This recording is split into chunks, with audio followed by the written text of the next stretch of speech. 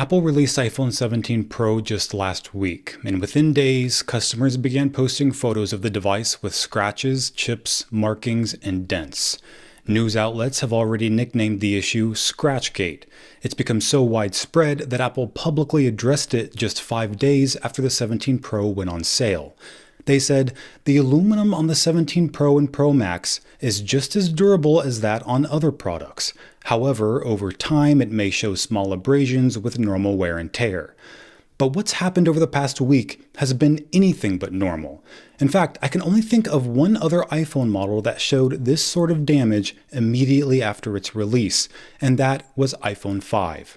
It came out on September 21st, 2012, and just like with the 17 Pro, people quickly began posting photos of the product with chips, scuffs, and scratches, causing the term scuffgate to trend on social media.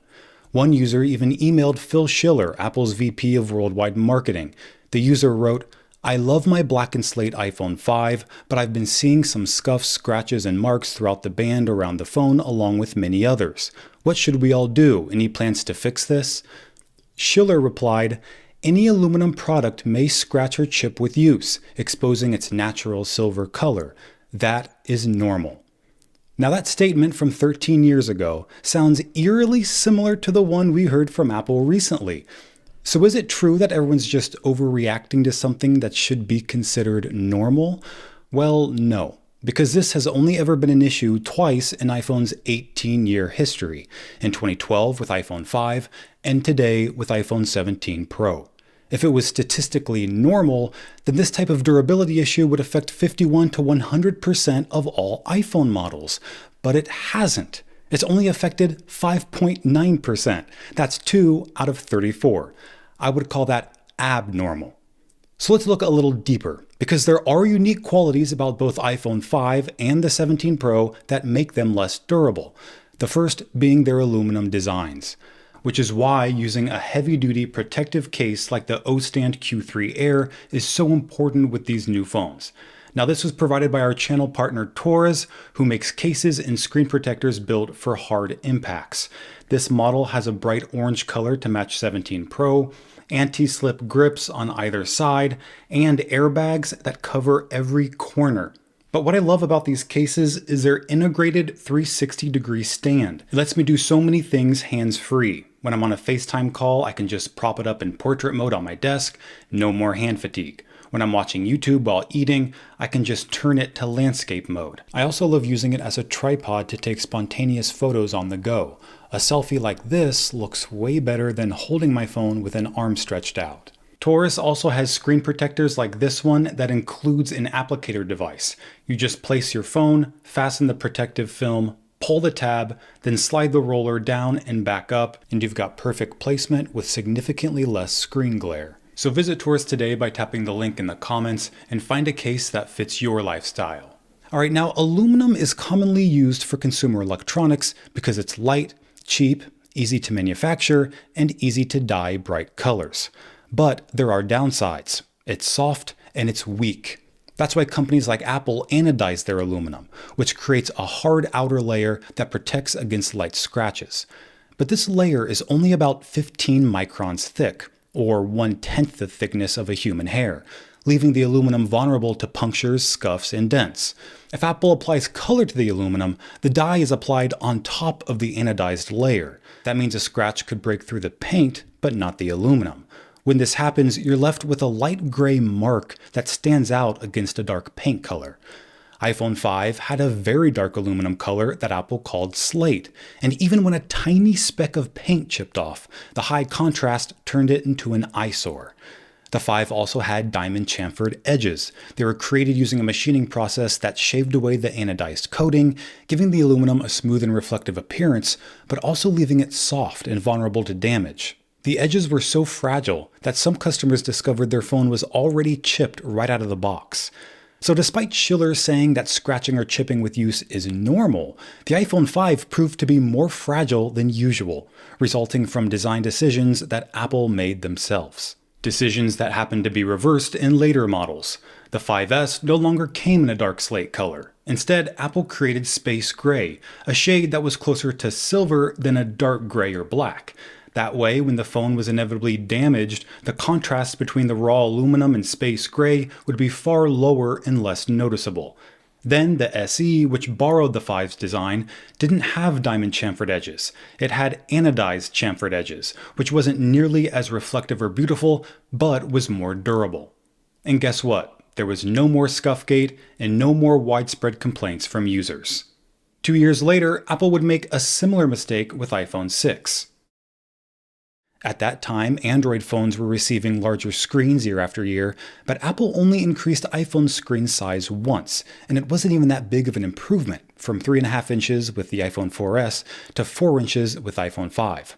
While Samsung Galaxy's S3 had a 4.8-inch display, and the Galaxy Note 2 had a 5.5-inch display. This disparity actually caused iPhone sales to slow, as Android's smartphone market share surged from 2011 to 2014. So Apple planned a comeback with iPhone 6 and 6 Plus, featuring their largest displays ever at 4.7 and 5.5 inches. This resulted in 2 big design changes, a phone that was much bigger and much thinner. In fact, until the iPhone Air last week, iPhone 6 was the thinnest model ever at 6.9 millimeters. It was 9% thinner than the 5S, which was already 18% thinner than the 4S. Combine this with a footprint that's 27 or 70% larger, and you have a device that's easier to bend. Within 3 days of the iPhone 6 release, customers were posting photos of their warped devices, usually from being carried in tight pockets. Unbox Therapy posted a video bending the phone which went viral, and just 6 days after its release, major news outlets began reporting on iPhone 6's bendgate. Apple responded quickly, inviting journalists to its Cupertino testing facility in an effort to prove that the iPhone 6 and 6 Plus met the company's durability standards. They also released a statement saying, with normal use, a bend in iPhone is extremely rare. But this didn't answer the most important question. Was iPhone 6 easier to bend than previous models? So Consumer Reports, an independent nonprofit organization that doesn't accept advertising money, looked to answer that question themselves. They created their own bend test with a compression machine that applied a controlled, measurable force to 6 different smartphones. The test was over once at least one of 2 criteria were met: a phone visibly deformed and didn't return to shape, or the screen separated from the body. Out of all 6 devices, the Samsung Galaxy Note came out on top, withstanding 150 pounds of force. Tied for second place was the LG G3 and iPhone 5 at 130 pounds. Tied for third place was the HTC One and iPhone 6 Plus at 90 pounds. Finally, in last place was iPhone 6, withstanding just 70 pounds of force, making it almost half as strong as iPhone 5. So while it may have been rare for users to experience bending with their 6 or 6 Plus, Apple failed to mention that they were in fact 46% and 31% weaker than before. And just like with iPhone 5's scuffgate, Apple quietly addressed the issue the following year with a new model. The 6000 series aluminum used in the 6 was replaced with 7000 series aluminum in the 6S, making the chassis 2 to 4 times as resistant to permanent bending. But Apple didn't stop there. They also made the walls of the rear shell thicker and added extra ribs of stainless steel and zinc around the volume button and SIM tray openings. Plus, the volume button cutouts were reshaped from long, thin slots to shorter, more compact openings with thicker metal around the edges. When customers began receiving their 6S units, there were no more widespread complaints about bending, and no more bendgate. It appeared Apple had learned their lesson from both iPhone 5 and iPhone 6. 10 years went by without any major iPhone durability issues, and that's because they pretty much solved it by using harder metals and stronger glass. In 2017, iPhone X was the first model to have a stainless steel frame. This was an improvement over aluminum since it was 3 times stiffer, making it even more difficult to bend, and almost 2 times harder, increasing scratch resistance. It was also a more expensive material, making the phone feel more premium. This was particularly important with the iPhone X since it was the first model to cost $1,000, far more than the previous 7 Plus that cost $770. But every material has a downside. With stainless steel, it was weight, being 3 times heavier than aluminum. Apple continued using stainless steel on higher-end iPhone models until 2023 with the 15 Pro. It featured titanium, which is almost half the weight of steel while still being just about as durable. But it has a big downside: the price. Titanium costs about 10 to 15 times more than aluminum and 6 to 10 times more than stainless steel. This is mainly due to the metal being harder to mine and to source. Titanium extraction is energy intensive, slow, and limited to a small number of locations worldwide. This means fewer refineries selling the material, which drives up cost. So when Apple was developing the iPhone 17 Pro, which uses far more metal than the previous 16 Pro, the high cost of titanium likely caused them to consider alternatives. Because for the first time in 9 years, Apple decided to make their most expensive iPhones from their cheapest metal, aluminum. But it wasn't just to save money. During iPhone 17 Pro's introduction, Apple gave their justification for using aluminum, saying it's 20 times better for thermal conductivity than titanium. And while that's technically true, its practical effect on 17 Pro's thermal performance is far less dramatic. Because for a thin device like iPhone, the main bottleneck isn't dissipating heat into the air, it's spreading heat across the device fast enough to prevent the chip from overheating. So the reality is, the 17 Pro's new vapor chamber cooling system is a far greater contributor to its thermal performance. And there's evidence to support this. Consider the iPhone 8 and 10. The 8's aluminum frame was 10 times better at heat conduction than the 10's steel frame. But during the same intensive task, iPhone 8 reached 44 degrees Celsius and the 10 reached 45 degrees. That's because they were both using the same internal graphite spreaders to move heat away from the chip, so the results are virtually indistinguishable. Other tests show that laptops with a vapor chamber reach about 60 degrees Celsius under load, while competitors with the same hardware and a heat pipe operate close to 80 degrees Celsius. That's a 25% temperature reduction attributed to the vapor chamber alone. What about test results for the 17 Pro?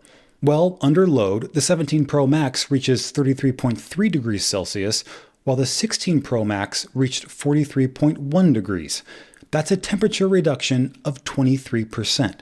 Lining up with industry standard vapor chamber performance. Now these tests are obviously limited, and I'm sure the aluminum frame on 17 Pro is contributing somewhat to its improved thermals, but I don't think it's as big of a factor as Apple's led us to believe. In fact, I'm curious how a titanium 17 Pro with a vapor chamber would compare. I think it'd be worth giving up a little bit of the aluminum's thermal performance for the durability of titanium. Now, it's also technically true what Apple said about aluminum showing small abrasions with normal wear and tear. We saw it most recently with the Space Black MacBook Pro in 2023. Just like with the slate iPhone 5, its dark anodization exposed flaws that a lighter color or even silver would have hidden. Customers across the internet posted photos complaining about the fragile paint, with the USB-C port being the most common spot to be chipped, since it only took the metal connector rubbing against it a few times to begin seeing damage. Plus, a sharp 90-degree edge of aluminum is particularly vulnerable, since the anodized coating can't adhere to it properly. There's actually a term for this called the edge effect. One manufacturing report says, anodized coatings grow perpendicular from the treated surface. Therefore, voids occur on all sharp corners and edges. The coating has a tendency to crumble at these points. All edges and corners should be broken with a radius to obtain a uniform coating. This is the biggest reason why iPhone 17 Pro is so fragile. It's the first model to have a camera bump made from aluminum, with a sharp anodized edge around the perimeter. A decision that's worse than the chamfered edges on iPhone 5, because a camera bump sticks out, and it's almost twice as large as the one last year, increasing the chance of getting bumped, scraped, or nicked by another object. I mean, when you set the 17 Pro down, it's literally balancing on that camera bump. It will come into contact with things, and instead of making it the most durable part of the phone, Apple made it the weakest. And for people saying you should just take better care of your phone, I say Apple should take better care of their customers. Because consider iPhone's price over the last decade. It's gone from $650 to $1,000 to $1,100 and finally $1,200. Today, we pay almost double for the most premium iPhone. so I don't think it's wrong to expect a more premium product. What makes this situation even more frustrating is that Apple already solved the iPhone's durability problems. In 2017, they stopped using aluminum on the back and replaced it with ion-strengthened glass, with iPhone X ditching aluminum entirely in favor of stainless steel. Then in 2023, we got titanium. For the last 8 generations, iPhones have only become more and more durable. But this year, iPhone became dramatically weaker. This is unprecedented. So I'd expect customers to be taken by surprise. Maybe the 15 Pro that someone used to carry in their bag without issue is now damaging their new 17 Pro. Is it their fault for expecting this year's iPhone to be just as strong as last year's? I mean, we've seen the durability tests. The 17 Pro is being chipped by not only keys, but coins.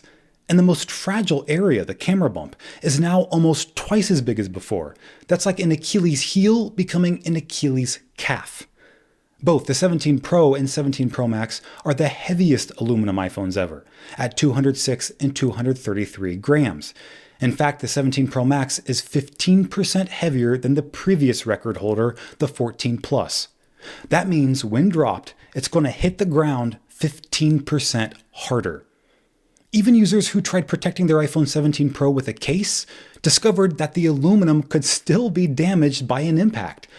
I don't know if Apple expected customers to just be okay with their phones accumulating chips, scratches, and dents, or if they assumed we'd be more careful with an iPhone made of aluminum. But no matter how hard we all try, there's no way tens of millions of people are never going to drop this phone by accident. I think customers are justified in their frustration. Apple's charging $100 more for the 17 Pro than last year, while giving it a cheaper, less durable material. So what could Apple have done differently? Well, I think the best thing for users would have been to continue making Pro iPhones from titanium. Sure, it would make the 17 Pro a little heavier, but the dramatic increase in hardness and scratch resistance would prevent widespread complaints. But if Apple needed to stick to aluminum for reasons other than cost, like marginal thermal improvements or more practical logistics, they could at least protect the camera bump by continuing to make it from glass. The antenna line that wrapped around the bump could instead run along the edge, similar to iPad Pro. This would also allow Apple to get rid of the Wave antenna window and move it back where it was last year, mounted behind the glass. Finally, the logo could be recentered. If we render it, I think it looks something like this. A white glass panel stretching from the top to the bottom, a glass camera bump, and a properly positioned Apple logo. Here it is next to the current 17 Pro, and I think it just looks so much better, although I am biased. This design would also solve my next problem with the 17 Pro, its clear case. For some context, this is how Apple's clear case looked on the previous 16 Pro, and this is how it looks on the base iPhone 17. Both are 91% transparent, with the white plastic MagSafe array obscuring 9% of the phone. For most people, this was an acceptable compromise. Now take a look at the clear case for the new iPhone 17 Pro. I'm not sure if I can even call this a clear case, since almost 60% of the phone is covered by a white rectangle. What's even more frustrating is that Apple had the opportunity to make this case look way better by color matching the rectangle to each phone. The white version looks good on this silver 17 Pro, since its glass rectangle is also white. Imagine if there were also a cosmic orange and deep blue version. It would have given the impression of a completely clear case while still hiding MagSafe. If we're going to be stuck with white, I would prefer they use the previous design, with the white plastic ring. But Apple likely decided against this because the 17 Pro's Apple logo is no longer centered inside the MagSafe circle. That means if Apple used the previous clear case design, their logo would be obscured. Rumors anticipated this issue months ago. We thought Apple would simply adjust the magnet pattern to make room for the logo. Or if that sacrificed magnetic strength, Apple could just let their logo be obscured. This sort of thing actually happened before with iPhone 5C. The back of its silicon case had a series of circle cutouts that covered part of the word iPhone. All you could see was the HON, and there were a lot of jokes about it being the Hun phone. So I don't think partially covering the Apple logo with MagSafe would be that big of a deal, especially if it means keeping the clear case clear. But Apple didn't do either of those things. opting instead for a big white plastic rectangle. Now let's talk about probably the strangest design decision of all: the colors. 17 Pro comes in silver, cosmic orange, and deep blue, with no space gray or black. This has only been the case with two other models in history: the iPhone 5C in 2013, which came in white, pink, yellow, green, and blue, and the original iPhone in 2007, which only came in silver. It's especially odd that Apple chose to do this with the Pro models, since historically they've always been offered in darker, more muted colors than the base model. If anything, it's iPhone Air that should have skipped out on black, since Apple said the phone was, quote, crafted in a palette of colors that evoke lightness. Also, consider that every generation of iPhone Pro have come in at least 4 colors, but this year's 17 Pro only comes in 3. That means not only did Apple remove the black option, but they didn't replace it with anything. There were actually rumors of a new color called liquid glass that would subtly shift hue depending on the ambient light. Allegedly, it was meant to resemble the refraction effect of liquid glass in iOS 26. It would have been nice if that had at least replaced the black color, but instead we received nothing. One explanation for this is cost cutting, because selling more color variations is more expensive. That's why the budget iPhone 16e only comes in 2 colors, and the previous SE only came in 3 colors. But taking this cost-cutting approach with the most expensive iPhone models is pretty shocking. Another theory I've heard is that a black iPhone 17 would absorb more heat in sunlight, negatively impacting battery life and performance. But that doesn't make much sense, since the 17 Pro comes in a dark blue shade that'll likely absorb a similar amount of heat. An official explanation came from Apple's marketing president, Greg Joswiak.